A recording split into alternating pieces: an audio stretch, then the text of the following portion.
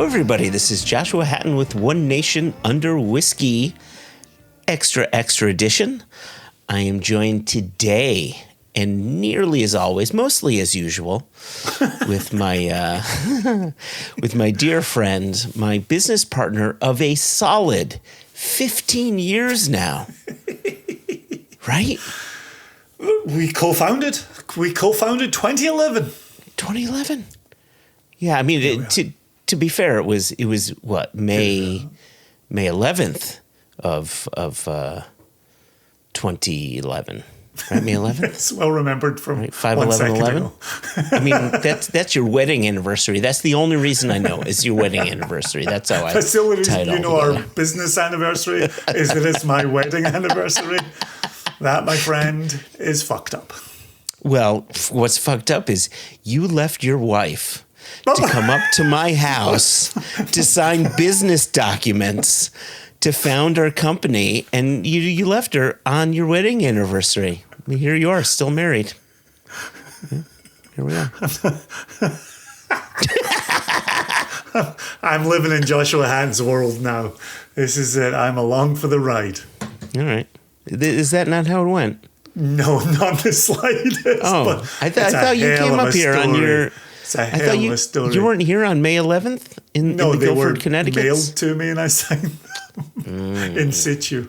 Yeah. All right. It's a hell of a story, though, to say that I left my wife story. on her anniversary to sign the business document. She felt left. That's what she told me. She regretted it every day after I signed on the dotted line. All right. What brings us here today, Joshua? Oh, I'll tell you. So you and I have an empty glass. I know. We both have empty glass. We have empty glasses. So what has brought us here is sort of a newer segment, and I realize our listeners are seeing my disappearing hands. Viewers? What's that? The viewers are seeing your disappearing hands. Did I say listeners? The listeners are only hearing your dulcet tones talking themselves in circles. Right, because I've got this background. I am still in the middle of a move, and my office is a nightmare, so I'm not going to show everybody that. But so what brings us here is a newer segment that we're bringing to the extra episodes of the Padcost. And, later last year, we started thinking about the nation, right? The people who were with us from the beginning, and of course the people who've joined us along the way. And this idea of hashtag I am the nation, hashtag you are the nation, right? And I'm looking, and viewers will see this as well, right?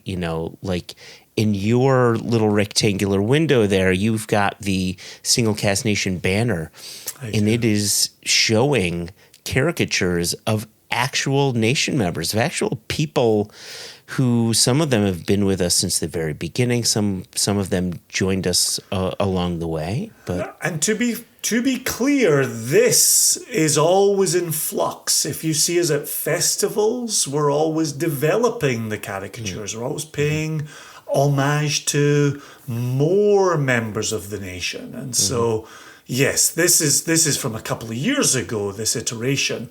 But see us at another festival, there'll be a new one. Check out the website, there'll be a new one. Check out the watermarks on the labels, there could be a new one. So, yeah, this is always in flux, which is my very, very professional way of saying that today's guest is not on any of these. But he does have his caricature. We haven't told him that yet. He officially has his own caricature now.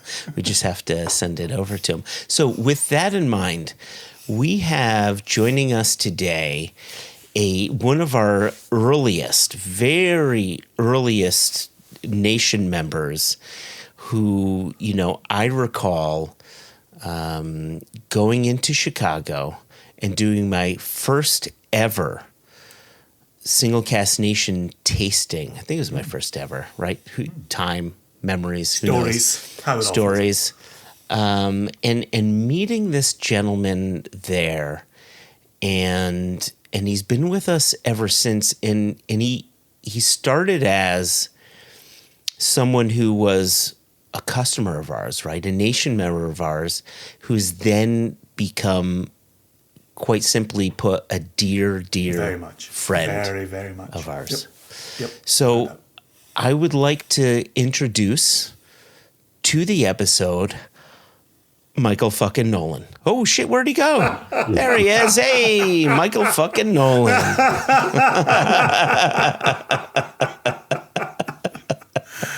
Well, hello, sir. I thought that was your way of introducing me. We're getting rid of him. Yeah, just get rid of them all together and just have me up there. Yeah. Cancelled everybody. I'm excited to see the character, but you guys wisely did immediately a caricature of my wife, who is much more beautiful, much prettier, much more easy on the eyes. So that was a good choice on your part. She is the Whitney Houston of our collage. Everybody comments on Jess has told me a number of times. Jess has said a number of times, I don't know. She made her look phenomenal. And me, I look like, I'm just looking for the viewers. This right here. Let's zoom in on you. Let's see if we could do this. If that works, if you give me the whole screen for the viewers. There you go. Yeah. This is Bonnie Nolan, a.k.a. Whitney Houston, a.k.a. Michael Nolan's much better half. Much better half. Yes. Yeah. I'm not going to disagree with you at all there. We've been together over 40 years, married for, does quick math in mind, 36. So. Look at that. Wow, That's look at a that. remarkable number. Can we put something in the glass pouring here, gentlemen? Yes. Can we do this? Yeah. What are you pouring, Michael? Let's see if I can do this here. There we go. Yes. I remember you saying this was your whiskey of the year. Was this your whiskey of the year? 2025 whiskey of the year. I mean, all right. So really, for our listeners, by the way, who can't see it, this is our Glen Murray 30-year-old, which was bottled exclusively for Binny's Beverage Depot. That's their full name. Showing to the viewers over here, the Binny's on the label. And it was all 30 years in a new toasted oak hoggy. Full cask all 30 maturation. Years. Yeah. Nolan, before we don't like it here, you know. Nolan shows an almost empty bottle, and I know that's not your first. Before we delve into this whiskey, and I really want to talk about this whiskey and Binny's and Chicago with you, but before we kick it all off, we're here, Joshua said in the intro, we're celebrating 15 years, 15, of Single Cask Nation in 2026. What did your whiskey journey look like in 2011? What was happening in Michael Nolan's whiskey journey 15 years ago? Well, I probably push it back a few years before that, please. Because I was fortunate enough, we mentioned Binny's, fortunate enough to befriend Brent Pontani. There you go, fantastic. He really wrote some of my story now in whiskey, because he introduced me to independent bottlers, which is an important part of my life now. Mm-hmm. Thank you. And really it was exploring whiskeys with him and doing tastings with him. It was very exciting.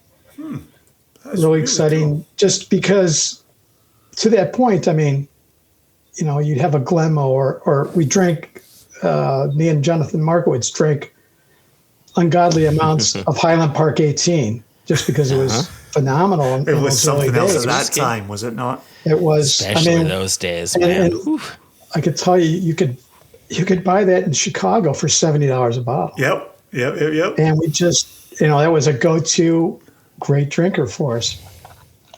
But Brett really around those days was introducing me to independent bottlers, and I got to know Joshua actually before that, purely because of his blog, where I was trying to read up more and more on whiskey and, you know, learn about whiskey and find out. I was kind of discovering along the way that you find someone who wrote about whiskey that you say, oh, I've tried that. That was really good. And you go back and they'd say, oh, try this. And so you go out and buy that and you'd be like, wow, it just opened up new doors and new worlds. So those are days where you get on the Google machine and you try to come up with creative ways of looking something up. And one night I wrote in Whiskey Reviews Jewish.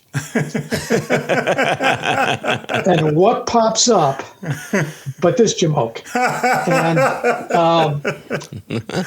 I started reading through it, and I really enjoyed it, partially because of the mix of sarcasm, but also the whiskeys was his suggestion. And he was comparing things to music. And I just, started finding, okay, what is he like? And so I'd run and get it, try it. I'm like, okay, this guy's got a palate. I really matches up with mine.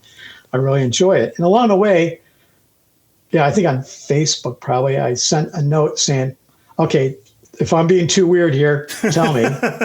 But I knew he'd, because I followed him on Facebook, I knew he came into Chicago like every 4 or 5 months for his job at the time. I said, hey, if you have time, I can run over to O'Hare, near O'Hare, meet you at a bar, let's have a drink and chat. Right. That's the first time I met Mr. Hatton. That's wild. So was that right around 2010, 2011?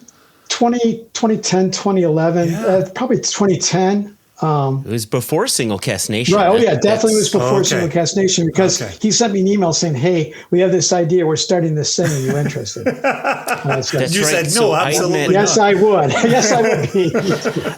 I had met you. I think we ended up going to Delilah's, and at the same time we had met with, please correct me if I'm wrong, because I'm often wrong. You know this, Michael.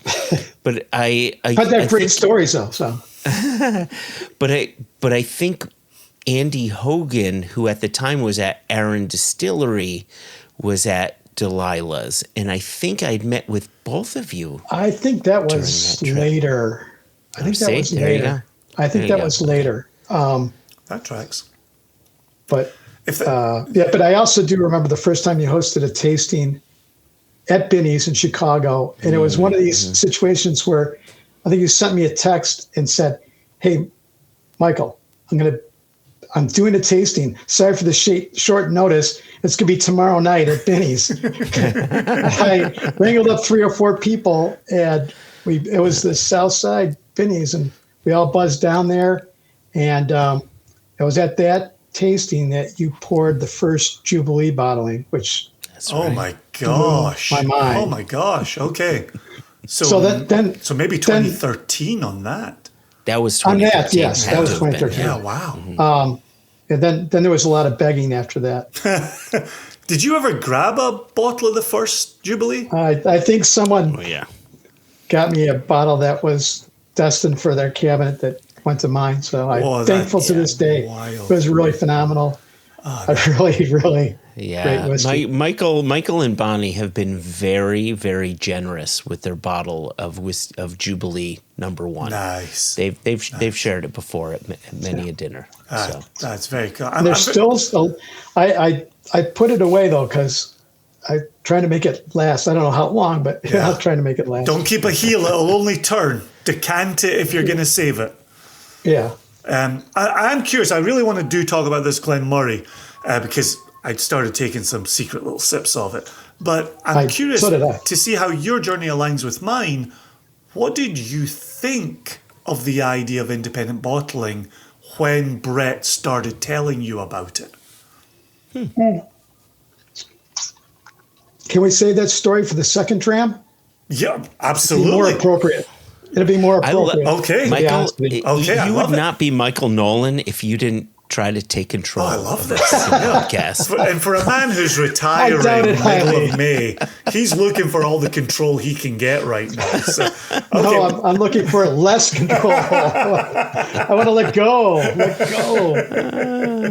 All right, so talk to us about this Glen Murray then. This came in for Binny's, and I've said it, I think on a previous episode, you're the reason I have bottles of this in Virginia, so thank you. Cheers. Are you the reason Joshua has bottles of this in Connecticut? No, I think Dan Greisen has to be thanked for that. I work with Dan Greisen on that one, right? It's such a weird thing to own, to run a whiskey company and then have to rely on people to acquire bottles for us and to send them our way because we simply don't have access. Yeah. Like it must, I don't know how mind-boggling that is to people outside of the company. It's mind-boggling to me that we have to rely on people. Early days, it bewildered me completely. I thought, what? They don't just get a case of it, when it comes out? Yeah, no, that's 6 bottles that could be sold. That's what pays the bills. That's what, keeps the company moving forward. It's wild, isn't it? I was, at first I was a little annoyed by this whiskey, purely because usually I have a little birdie who says, hey, look out for this. It's coming your way. I didn't get that. I got a message from Dan Greisen saying, hey, Mike, did you know about this? And I'm like, fuck no. Where did this come from? The podcast to air grievances. Exactly. And you Jason, bastards I like let me down. That. Hear it loud and clear, Michael. Well, the important ones usually give you a heads up on, so I can't complain too much. Oh, well, thanks to Dan for drawing your attention to this. Well, and he just happened to be in a Binny's and it just hit the shelf and someone pointed it out to him. And he sent me a note saying, hey, what do you know about this? I said, hey, good. I said, just buy it. It's got to be good. Because Binny's release, when Dan had purchased the bottles for me, I think that they were on discount for some special reason because this was supposed to be $300 on the shelf. He got them for $250 or $259 for a 30-year-old single cask. No, they had it $250 on the shelf, which I thought was amazing because the 21-year-old Glenmurray and port is $250. Wow. So that's, I believe, a 46 or 48%. Exactly, yeah. This is 57.8. 57 on the nose. 57. Yeah, 57. Yeah. So 57, 30-year-old, it's like, okay, this is a no-brainer. This is easy. That's wild. Absolutely wild. This was also... And I mean, they're sitting on the shelf next to each other. So it's like, okay, really? Well, this was also celebrating Brett's 30th anniversary at Binny's, which... Correct. We all must be getting older because Brett being there for 30 years doesn't make any sense to my mind. Yeah, I saw Brett's Thursday night. So yeah, that was a big one for us. Binny's has been a supporter of Single Cask Nation since we launched our retail range in 2017. And when we were looking at special casks for retailers, right, for our cask exclusives, this one at first I thought had ticked 2 boxes, but I was wrong. It did tick 1 box. Or sorry, I thought it had ticked 3 boxes, but it had only ticked 2. Box number 1, we had wanted to bottle a Glenmurray matured in New Oak, right, since day one. Day one. That's been part of what we wanted to do. Box 2, we wanted to honor Brett at Binny's. I mean, to your point, Michael, the fact that he introduced you to independent bottlers, as special as that is, your story's not unique. He introduced so many to independent bottlers within Illinois. And he should be lauded for that. I think what he's done is really yeoman's work. And then box number 3, we thought we had ticked this box. So Glenmurray was, when Dr. Bill Lumsden first came on, Glenmurray was sort of a testing ground of what they wanted to do for Glenmorangie whiskeys. They would first test it out at Glenmurray. But this was bottled this was distilled a year prior to Bill Lumsden joining Glenmorangie when they had owned Glenmurray. So this was not a Bill Lumsden project. And so we wanted those 3 dots connected. So we got 2 of 3, right? 2 out of 3 ain't bad. Those are 3 big boxes. Anyway. It's a phenomenal whiskey. It's really... So you chose it as your whiskey of the year 2025. Why was it your whiskey of the year 2025? Because it surprised me to no end. First off, it showed up like mid-December. Yeah. I pulled it. I brought it home, and that night we had a dinner party. We opened it. I mean, literally, probably went through half the bottle that night because people just kept going back to it. They're like, and that's, I've got one bunkered, and it's going to be difficult to try to keep it for the future. Yeah. But it just was. It's one that you can keep going back to, and it's just an elegant, beautiful whiskey. Yeah. Do you know if it's sold out at Binny's now?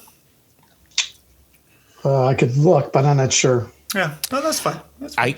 One thing I can tell you is within a month of it being put on sale, half of the casks sold out. Yeah, that tracks. Yeah, I would believe that because right, and so those watching, those listening, if this is of interest to you, check out the Binny's website. There may still be some bottles. I don't know. Contact a friend in Chicago, like Jason and Joshua did. $250 for a 30-year-old single cask strength Glenmurray in new toasted oak. Holy shit! Yes. So 177 bottles. So there may be still some left. Yeah, it wasn't a large outturn, was it? No. Yeah, that's a low number, but like we say, 30 years full maturation. That's all right. In order to get an answer from Michael Nolan for my original question, what's next on the docket? What are we pouring next, Michael? Let's go to this beauty, just because I have a reputation to uphold here. Yes, you do. For listeners, he's showing a 13-year-old Glenburgie, bottled what year, Michael? Bottled this year. This? Yeah. No. Distilled in no, last year. Yeah. I'm it's sorry, 2026. Time moves, Nolan. But the thing is, this wasn't available till this year. It's bottled last year, but not available till this year. So technically, my records show this was acquired in 2026. Yeah. So this was part of our U.S. retail release number 14. There we go. So it's a 13-year-old Glenburgie. First 9 years in bourbon, final 4 years in first fill Spanish oak Oloroso. Remarkable. And just for you, I mean, Michael, you know this because we tell you this all the time, but our listeners and viewers may not know this. Whenever we bottle a Glenburgie, we have you in mind. You are the Glenburgie guy. So we know we need to please you. You're like the Glenburgie fetishist. So we I would need say to make sure Glenburgie that you are specialist. pleased. Okay, fetishist. Could go both ways. I'll Jason, I'll be honest. I'll sleep with this.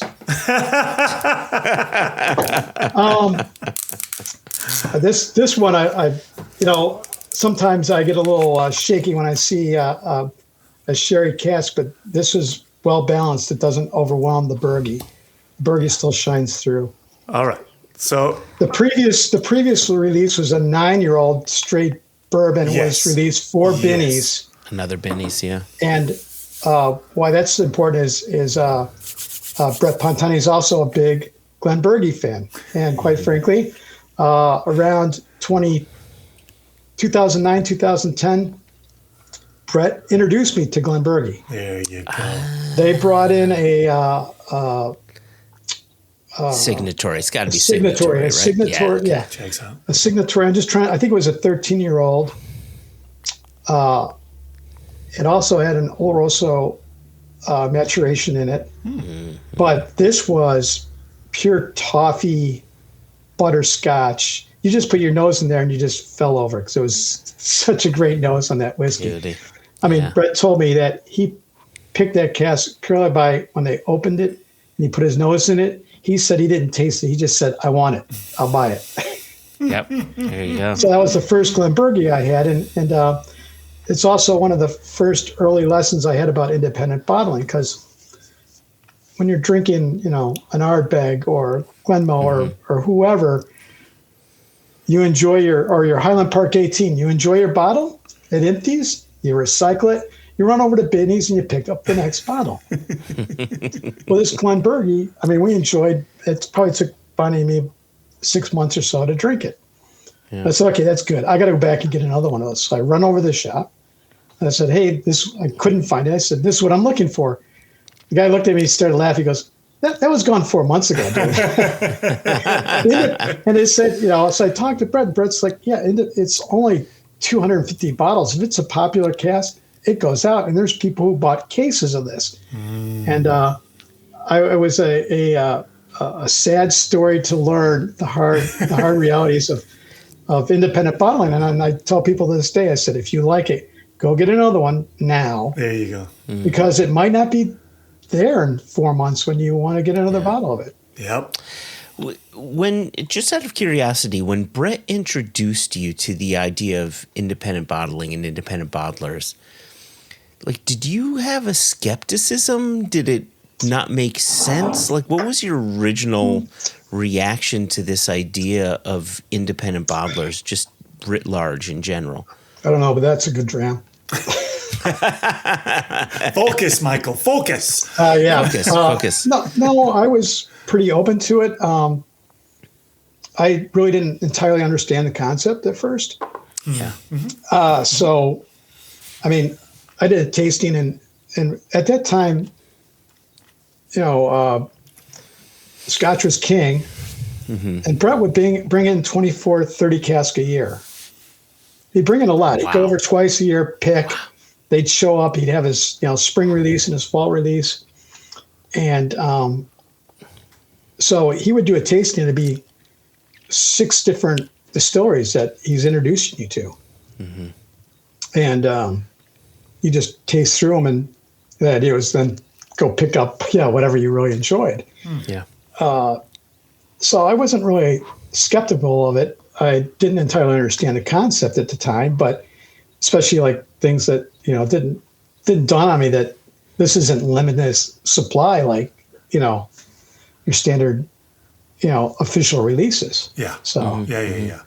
So how quickly did you adjust to that? Highland Park 18 is always available. I go get it, and independently bottled single casks are fleeting.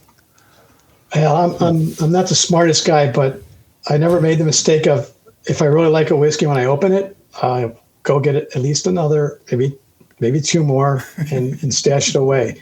Those days, I wasn't holding back. Usually I was buying something, opening it, and drinking it, and there might be 8 or 10 bottles open at a time. It's not like the shit show that's going on downstairs right now.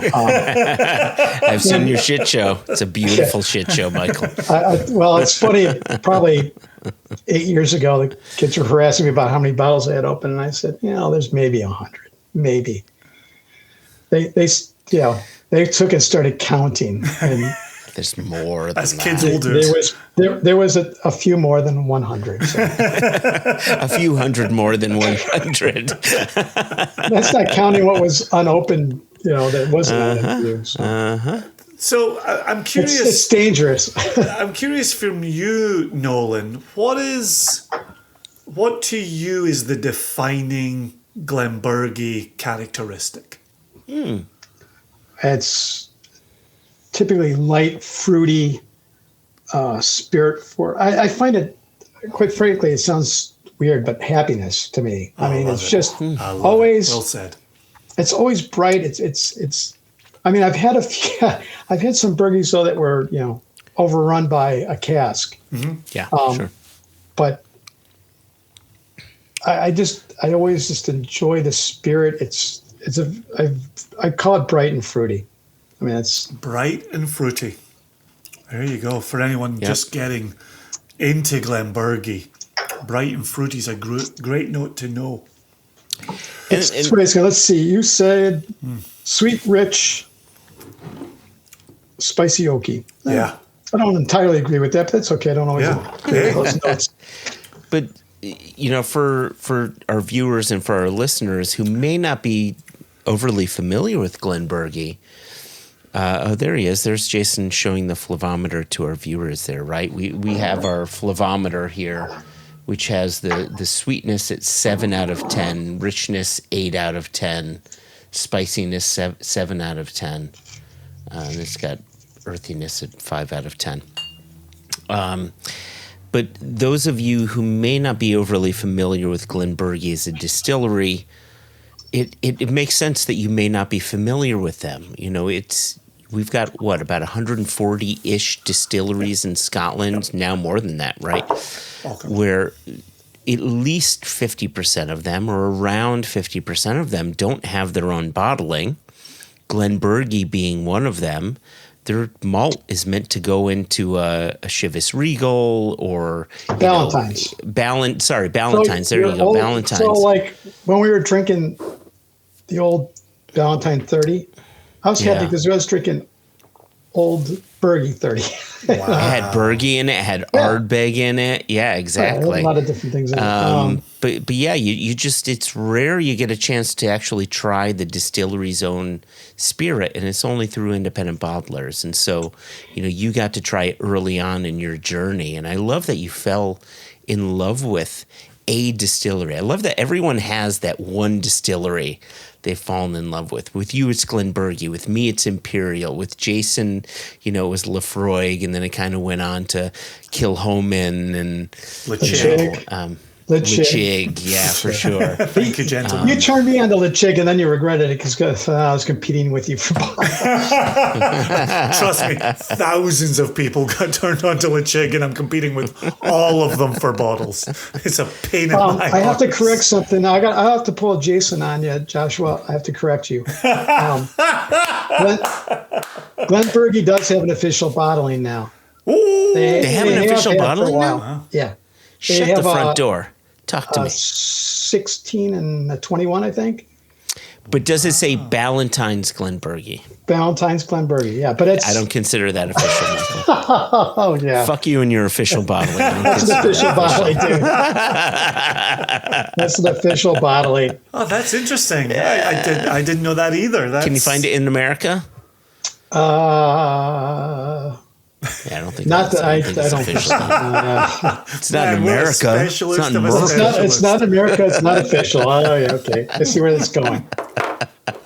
All right. No, to be fair, I know what you're talking about. I have seen the Ballantine's bottlings, and they've done that with some of the other malts that go into Ballantine's. And I haven't tried them yet, but I love that they do that. I love that Pernod highlights the malts that go into their Ballantine's blends. I think that's really smart of them to do that for the geeks like us, right? I think that's super cool.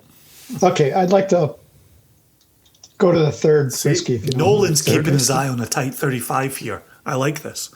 Am I? Oh, yeah. Well, I'm still behind. Hey!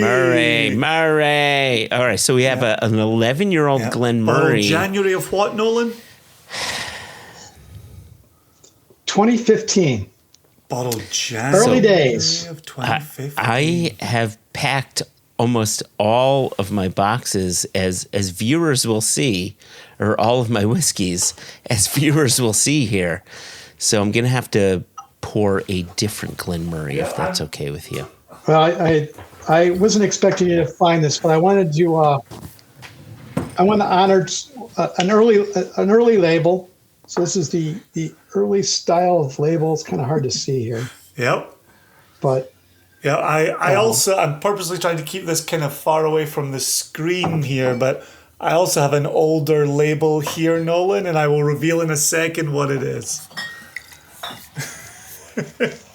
So Nolan, we've spent time on Whiskey Geek tours, and you've been in Scotland. You've been around. that's the first time I met you. Right? Is in Scotland. 14? Yeah, 2014. 2014. I'm curious for you. You've been to Scotland a number of times. What's a highlight of your time in Scotland?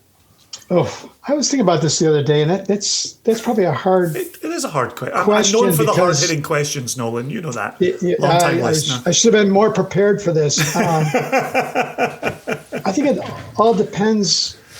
I mean, I've traveled with friends. I've traveled with my wife. They all have special moments, you know. I still think back to 2014 when Lizarro his gang were jumping off the pier into the that's right. freezing Yeah, ocean. him and Aaron. Yeah. Oh, So, yeah. And Seth, the three of them did it. So Seth Klaskin, that's right. So, I mean, it's just crazy shit like that, you know, have markers. And it's not always related to being in a distillery or anything like that. But, Right. I mean, I was fortunate enough to be there this past March, but also, again, last June. And, I mean, I had I'm not going to tell a lot of details, but I had a great afternoon at RØDE, and, you know, fortunately, I'm glad we had a driver because everyone else left hammered.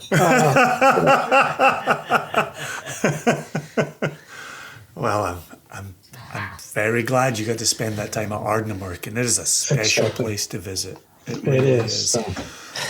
So we'll talk about these in just a second. Your pour, Joshua's pour, my pour. But I'm curious, Nolan, we're going to launch this episode the day before our April 26th launch. And we are bourbon cask. April 23 launch. April 23 launch, thank you. Let's see. He takes any those chance he dates gets to right. correct in reverse. It doesn't happen very that's often. this week. It is this week. Yeah, you go live on the 22nd. 22nd. I travel to San Not to be Francisco on the confused with the 22nd. It's a very busy week. But when we launch, we've got a full bourbon lineup. And there's going to be a Balmenic for the Balmenic bunch. There's going to be a young Ben Nevis with second fill bourbon. And there's going to be, what's the third, Joshua? Oh, shit. I was so scared you were going to ask me What's this. the third, Nolan?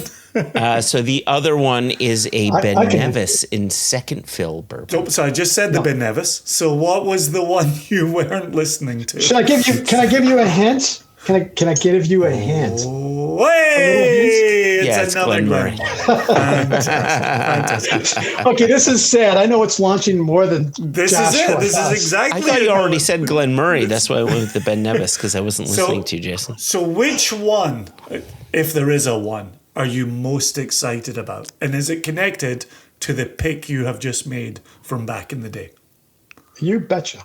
Yeah, the Glen Murray. Another Glen Murray is where Nolan is most excited. Glenmurray and bourbon just hits the spot. I mean, I think it's. Right. I mean, I've had some. Don't get me wrong. I've had Glenmurrays and some sherries and wines that were really good. Mm-hmm. But I think its sweet spot is It's bourbon. is bourbon. Right. And I don't know. Do you Distilleries guys remember the story behind this cask? Because The 11-year-old? yeah. Was there a group on site selecting it, Nolan? See, I just asked you about Part of the favorite reason I moments and you pulled didn't it. pick it up. Part of the reason I pulled it. You guys didn't pick up on that, though, did you? We're not I was very setting smart, you man. up Well, for cast Jason selections isn't. at distilleries. Yeah, that was a special bunch select, and we ended up selecting 2 casks that night that group was in the visitor center with Ian picking casks. Like Glenmurray is so consistently good. Well, it helped that Ian gave you a 2-for-1 special on it. So Yeah, hey, I wish there were specials, my friend. I wish there were specials. Why did Joshua change his background photo is the question the viewers because- won't answered. So for the viewers, my hands were disappearing. My Jufro was disappearing. It looked better than My it currently looks. foreskin was disappearing. No, go back to the photo. Oh, The no, photo that looked better disappeared than a long this. time ago. Did it look better than this? That looks blurry. Yeah, just Or is keep that your because I've hands. been Yeah, drinking? now I feel like I'm getting drunk. Keep your hands in front of your body and keep the whiskey in front of your body, and you'll be fine. But so because I've packed up pretty much all of the bottles that are in my office, I don't have that 11-year-old to hand. But what I did have to hand was a Glenmurray. Oh Jesus, the viewers can't see it, but it's a Glenmurray 12-year-old that you should start seeing on store shelves at some point. It was a cask exclusive that's coming out, but it's first fill bourbon. Oh, nice. 12 years old, and just exactly what you're talking about. Is this part of release 15 then, or? Just before that, release 13. It was a cask Gotcha. cask exclusive for a shop. Which shop, Joshua? I was going to say one that's not in Chicago. I know Yeah. that. We're sorting those details. Fantastic. I will draw attention to the fact that I followed your lead, Nolan. I went with Old Label. I went with bottled August of 2015. And given our shared love affair, this is our named there you go. Tobermory that was our Lechig 10-year-old. And I love showing this off. If you're a listener right now, the bottle here is clear as clear can be. And I was asked in LA at a tasting if it was going to taste like anything. And I said, wait until we get there. And of course, it tastes like Lechig. It is rough. It is ready. It is corner of the harbor detritus.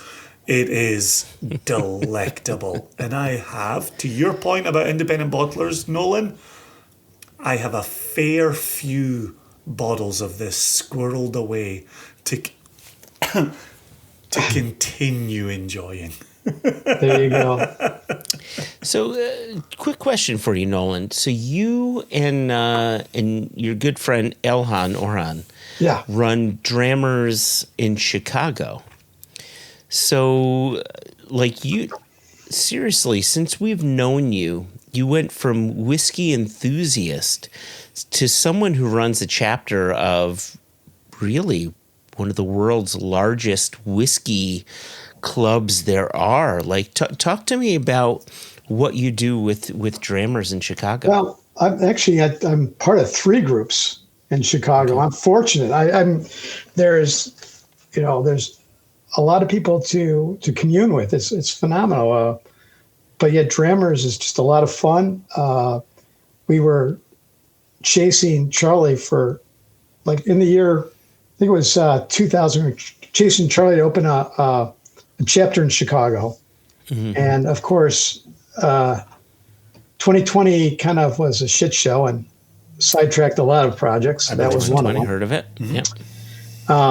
So 2021, we had our first gathering, which I think was 4 people, 5 people. Elhan, me, another guy, Charlie, and Summer. Wow. So Wow. but it was a great start. I mean, my gosh. And from there, I mean, we're fortunate. We've got a lot of people that roll through Chicago. So it's a lot of fun. Wow. And then, so you've got Drammers. What other groups are you part of? Well, Elhan is ambassador for Scotch Malt Whiskey Society.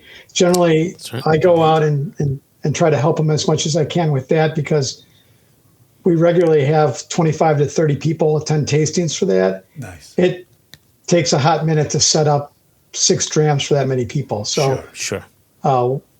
We often team up to set those up. And then there's a small group with Gil called Enthusiastic Whiskey. That's primarily online, but I'm also helping Gil and a small team.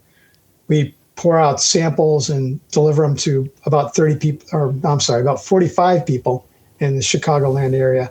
And then we'll do tastings online with the various distillers. So There you go. Oh, fantastic. So between those three, that's very keeps me busy. And then Single Cask Nation's like a whole nother thing. I've been trying to get Joshua into town to do a tasting here. It's just been impossible to nail him down on dates. I am coming to you. I've heard that before. In June. I'm coming to you in June. I'm going to give you the date. I'll give you the date. Just as long as before the 18th. That's all I got to say. It will be before the 18th. Okay. I'll give you the date. Before the 18th of June?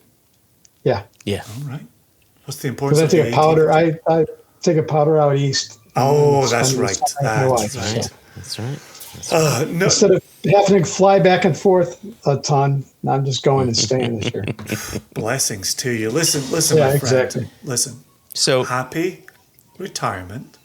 retirement. Thank you. Happy Single Cask Nation fandom and Glenbergie fandom. We want to say to you, you are the nation, and you're going to say back to us, I am the nation. So we gotta open up one more before we One more bottle. Okay. call it a night. okay, If I can get it All right. open. Michael Nolan falling This is into the one, characteristic of a true tight 35. Where are we at now? I can't even tell. I've got to clean out a glass. Because it's so late in the evening. I know Jess couldn't join us, but Oh, I'd be remiss if I did Westland. not pull something out that this is I think barely freshly hit the opened. streets. That's freshly released. Oh, nice. Oh, shit. Our Williamson 12-year-old. Is that from the PX Sherry? That is from the PX Sherry. Yeah. So this is what I'm supposed to open with Bonnie. So she'll yell. Dude, that just hit the streets. How the man in Chicago has this. I want to. ahead of a global That's an market. ROW bottling, isn't it? That's It a is. global release. It is. All right, for our viewers and for our listeners who may be in the U.S. saying, oh, Williamson Islay whiskey matured in PX Sherry. That's fantastic. I'm in America. I would love this bottle. No, that is for a global market. So if you want it, you've got to look at UK websites. I want to and so on. suggest to the nation, not that I want any more people attending this, but if you want to get early access to bottles like this, you got to attend the Independent Spirits Festival, There and that's where I picked this bottle up. Last year, I purposely did not buy any SCN bottles, which I then 2 months later regretted. While you were at the because- Independent Spirits Festival? Yeah, while I was at the Independent Spirits Festival, because I wanted to try to broaden that range and get other people's whiskeys, and you know, I said You didn't want to support us. Yeah, how Got dare it. you? Go on. Okay, moving on. Yes, I didn't want to. But, yeah. Imagine none of this interview is going to make it to publication. Who knew? No, but I later regretted, and then had to jump through a million hoops to get some bottles that were released at that time. A said Aaron and a couple others that That's I an then award. yeah. Top I- notch, Lochranza. Top notch. So I I said, okay, I talked to Jess. I said, okay, this is, you know what I like. This is what I want to do. I said, I don't want to support Jason's sales goal that he had that day. Because I said, I want to support Jess's sales goal. So I said, he goes, yeah, buy anything else but that one. So that's my question for you, Jason, is did you hit that sales goal? Absolutely, we did. Absolutely. The Balmenic bunch came out in droves. You sold 2 cases. No, 2 cases, easily. You could have sold 3. And then some. Could have sold 3. Did he really? Okay. Yeah. Because last I checked, I was told you sold 3. I was like, okay. 3 cases. 3 cases, Nolan. Oh, 3 yeah. cases. Jason is a salesperson of the highest order. So I'm yeah. Many thanks to Jess for helping you when you had regret. And I was going to say this to you, Nolan. The first time you and I were in Scotland together, you had said to me, where should I buy my bottles? How should I spend my bottle money at distilleries? And I said to you, Nolan, as I affectionately refer to you when I'm not calling you Dad, Nolan. I wish I was retiring. Nolan, I said, do not have regret. Right. If you taste at a distillery and you think, once I go home to Chicago, if I will regret not buying this, don't save your money. You don't know what lives in the future. You don't know what the future of our visits will look like. If you will have regret, buy that bottle.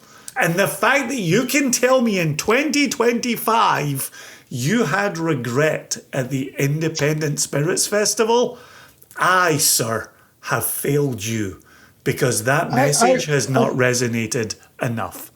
The message has resonated. It's just that when you say, I want to spread the love a little bit, yes, and sir. I also want to explore new things, I got to give that door, I have to go walk through that door. I really do.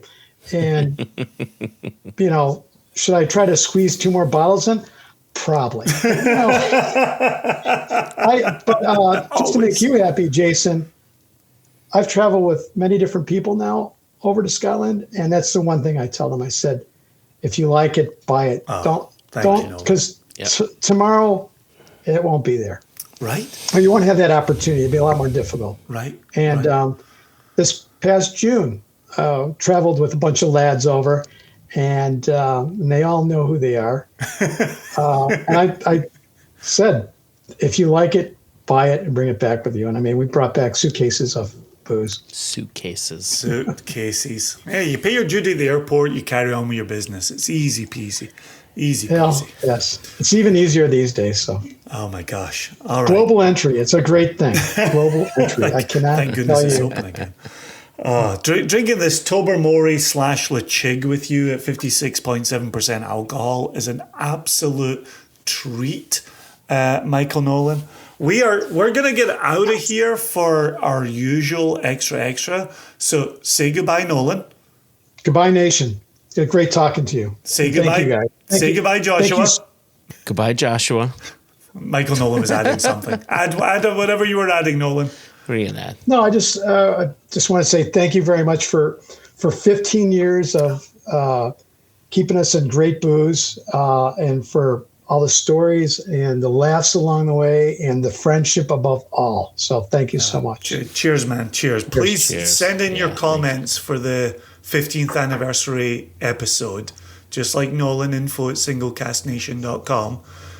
We'd love to hear, and we'd love to read these out in the special episode as well. But we're out of here. Cheers. Cheers.